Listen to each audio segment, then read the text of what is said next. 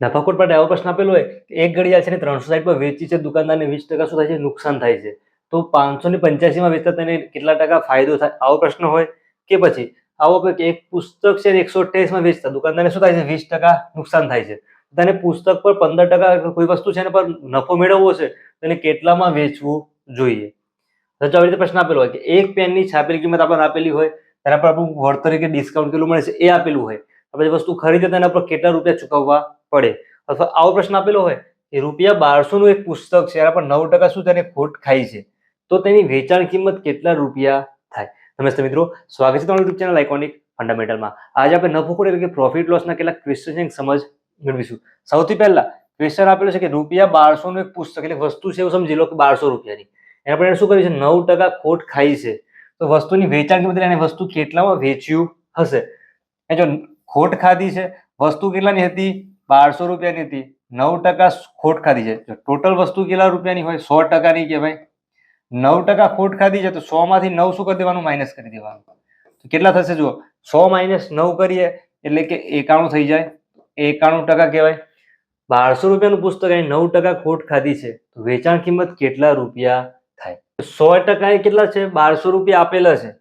આ રીતે આપેલું છે કે 100% વસ્તુની કિંમત તો કેટલા છે? 1200 રૂપિયા. એને કેટલા મેળવ્યા છે? 91% મેળવ્યા છે.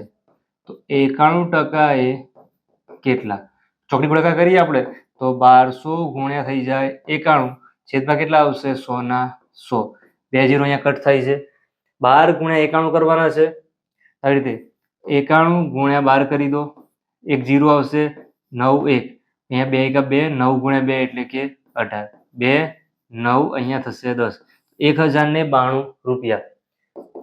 1092. આ શું થયું? એની વેચાણ કિંમત. જો ઓપ્શન બી આપેલું છે, તો આ શું થઈ ગયું? આન્સર. તો કેવી રીતે કર્યું આપણે? 9% ખોટ ખાધી છે, મતલબ કે જો વસ્તુ 100% ની છે, 9% ખોટ ખાધી છે, તો 100% માંથી 9% માઇનસ કરીએ અને કેટલા મળ્યા હશે? તો 91% મળ્યા હશે. જો ટોટલ કિંમત હતી એને આપણે શું કહેવાય? 100% કહેવાય. 100% એ 1200, 91% એ કેટલા? આવી રીતે ગણ્યું છે. આ જ વસ્તુ આ રીતે ના ગણે તો આપણે કેવી રીતે ગણવી પડશે? કેટલાય ખોટ ખાધી છે? 9% ખાધી છે. 100 એ 9 કહેવાય. તો 1200 છે, 1200 એ કેટલા? તો 1200 ગુણ્યા 9 કરો, છેદમાં મૂકવો પડશે 100. 2 0 કટ થયા.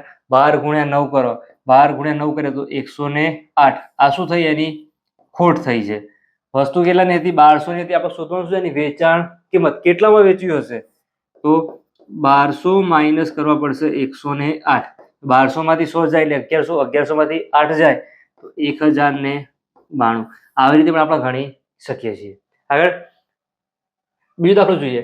એક પેન છે, એની છાપેલી કિંમત આપેલી છે. કેટલા રૂપિયા છે? 65 રૂપિયા છે. તેના પર 20% વળતર એટલે કે ડિસ્કાઉન્ટ આપણે કોઈ પણ વસ્તુ ખરીદીએ તો એની ઉપર એમઆરપી એટલે છાપેલી કિંમત અલગ અલગ હોય છે, એના પર ડિસ્કાઉન્ટ આપણને અલગ આપે છે. હવે લાસ્ટમાં જોઈએ કે આપણે કેટલા રૂપિયા ચૂકવવા પડશે. આવી રીતે ગણાય. ટકા આપેલા છે તો 100 એ 20 કહેવાય. 100 એ 20% વળતર. 65 રૂપિયાની વસ્તુ જેટલાની છે અહીંયા મૂકી દો. 65 એ કેટલા? તમારે સિમ્પલ કરવાનું શું? જે કિંમત આપેલી છે વસ્તુની 65 ગુણ્યા કેટલું ડિસ્કાઉન્ટ આપે છે? તો 20 આપે છે. છેદમાં મૂકી દેવાના છે 100. વસ્તુની જે કિંમત લખેલી છે એ એને ગુણ્યા શું કરવાનું? વળતરના ટકા. છેદમાં મૂકવાના છે 100. જો 20 ગુણ્યા 5 100 થાય છે. 5 અહીંયા 13, 13 પંચા 65 થાય. તો આ 13 રૂપિયા શું થવાનું? એના વળતર. 13 રૂપિયા વળતર. તો કેટલા રૂપિયા ચૂકવવા પડશે? વસ્તુ કેટલાની હતી? 65 ની હતી. તો 65 માઇનસ કરી દેવાના 13. 5 માંથી 3 જાય તો 2, 6 માંથી 1 જાય એટલે કે 5. 52 રૂપિયા શું કરશે? ચૂકવશે. ખ્યાલ આવ્યો છે? તો ઓપ્શન સી શું થઈ ગયું આન્સર? જો અહીંયા વળતર 13 છે. આ શું આવ્યું? વળતર આવ્યું છે. જો ઓપ્શનમાં 13 પાછા આપેલા છે. ધ્યાન શું રાખવાનું? કેટલા રૂપિયા એને ચૂકવવા પડશે એવું છે. વળતર કેટલા રૂપિયા મળ્યું છે, ડિસ્કાઉન્ટ કેટલું ઓછું થયું છે? 13 રૂપિયા ઓછું થયું એવું પૂછાયું હોય તો 13. કેટલા ચૂકવવા પડશે? તો એના માટે શું આવશે? 52 રૂપિયા ચૂકવવા પડશે. આગળ જોઈએ. એક પુસ્તક છે 128 માં વેચતા દુકાનદારને શું થાય છે? 20% નુકસાન થાય છે. તો તેને તે પુસ્તક પર શું કરવું છે? 15% નફો મેળવવો છે. મતલબ કે એની જોડે એક પુસ્તક છે, એને 128 માં વેચ્યું છે, દુકાનદારને શું થયું છે? 20% નુકસાન. જો આમાં ફરીથી જો 100% એ વેચ્યું હોત તો એને નુકસાન કે નફો થતો નહીં. 128 માં વેચ્યું, શું થયું? 20% નુકસાન. તો એ 100 માંથી 20 માઇનસ કરી દેવાના, શું થાય? 80%. 80% એના રૂપિયા કેટલા મળ્યા છે? 128. હવે કિંમત શોધવી હોય તો 100% એ કેટલા રીતે મુકાય? ડાયરેક્ટ ગણી લઈએ. એને શું કરવું છે? 15% નફો. વસ્તુની કિંમત જો 100 હોય, 15% નફો તો +15 થઈ જાય, 115 કહેવાય. ડાયરેક્ટ 115 મેળવવો છે તો કેટલામાં વેચવું? 80% એ 128, 115 એ અહીંયા શું આવશે? કેટલા? 128 ગુણ્યા કરી દો 115 છેદમાં આવી જશે 80. ક્યારે આવશે? જો 80 આ 115 છે, આ બંને 5 થી ભગાય છે. કેમ? એકમ નામમાં જો 0 છે, અહીંયા 5 છે. 5 થી ભાગ ચલાવીએ તો 16 × 85 થાય. અહીંયા 5 થી ભાગ ચલાવી, જો 5 ગુણ્યા 2 10, 1 વધે છે, બાજુમાં 5 છે, 5 ગુણ્યા 3 15. 16 છે, અહીંયા 128. 16 થી ડાયરેક્ટ ભાગવું ના હોય તો જો 8 ગુણ્યા 2 16 થાય. અહીંયા 6 અને 4 64 ગુણ્યા 2 એટલે 8 ગુણ્યા 8 64, 8 અને અહીંયા 23 આવે છે, એટલે કે 23 ગુણ્યા કરી દેવાના છે આપણે 8. તો 25 છે એની નજીકમાં છે, 25 ગુણ્યા 8 કરો, પછી 2 એક્સ્ટ્રા લીધે છે, માઇનસ કરો તો ડાયરેક્ટ ગુણાકાર કરવું હોય 8 ગુણ્યા 3 24 ના 4, 2 વધી 8 × 16 + 2, 16 + 2 એટલે કે 18, 184 રૂપિયા. તો 25 થી કેવી રીતે ગણાય?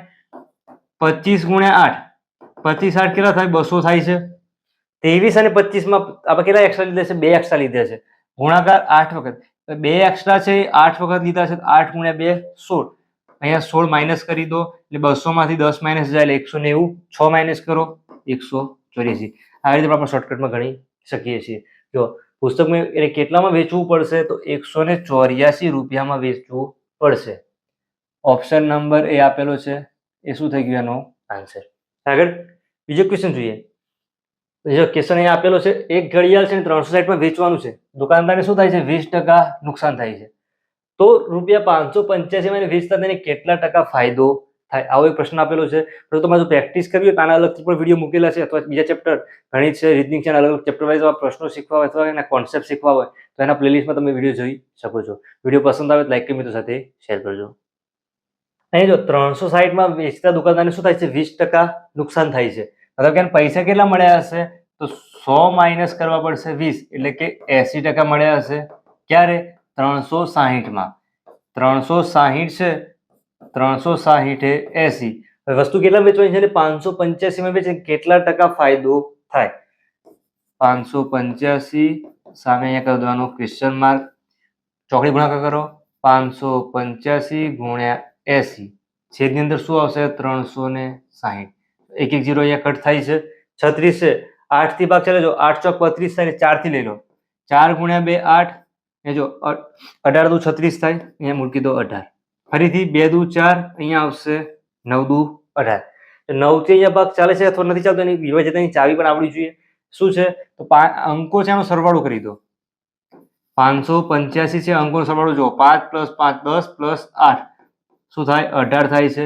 અંકોનો સરવાળો છે 9 થી ભાગી શકાતો હોય, સરવાળો કેટલો મળ્યો છે? 18 મળ્યો છે. એના પર 9 થી ભાગી શકીએ. જો 9 ગુણ્યા 2 18, તો હજી આખી સંખ્યા છે આપણે 9 થી ભાગી શકીએ છીએ.